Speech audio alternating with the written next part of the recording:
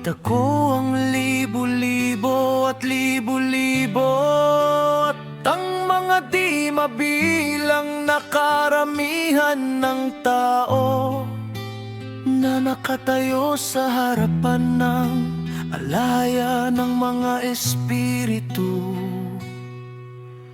Sa apat na pakmak ng alahaya ng mga espiritu, sa apat na sulok, nakakita pa ako ng iba bukod sa mga nakatayo sa harapan niya.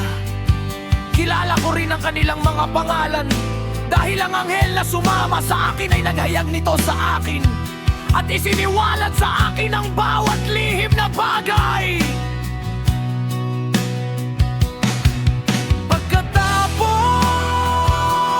narinig ko ang mga tinig mula sa apat na sulok na nagpaparangal sa alahaya at abayaha, huwangang kaluwalhatian.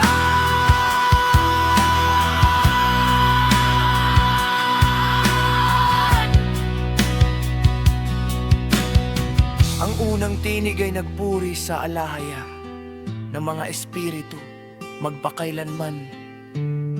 Ang ikalawang tinig na narinig ko ay nagpuri sa pinili at sa mga hinirang na nagdurusa dahil sa alahaya ng mga espiritu.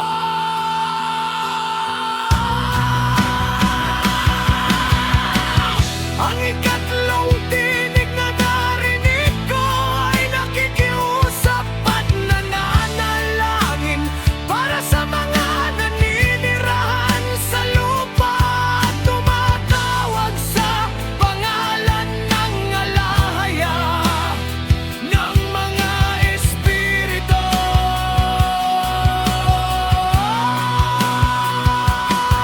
Ang ikaapat na tinig na narinig ko ay nagpapalayas sa mga masasamang anghel at nagbabawal sa kanila na pumasok sa harapan ng alahaya ng mga espiritu upang magsagdalaban sa mga naninirahan sa lupa.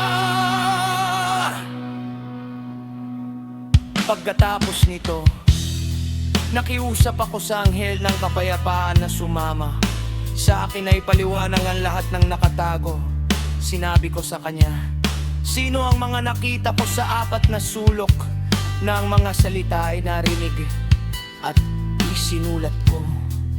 Sumagot siya, ang una ay ang maawain, ang mapagpasensya, ang banal na si Miguel.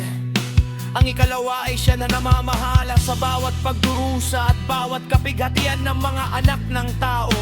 Ang banal na si Rafael ang ikatlo, na namamahala sa lahat ng makapangyarihan ay si Gabriel. At ang ikaapat, na namamahala sa pagsisisi at sa pag-asa ng mga magmamana ng buhay na walang hanggan ay si Manuel.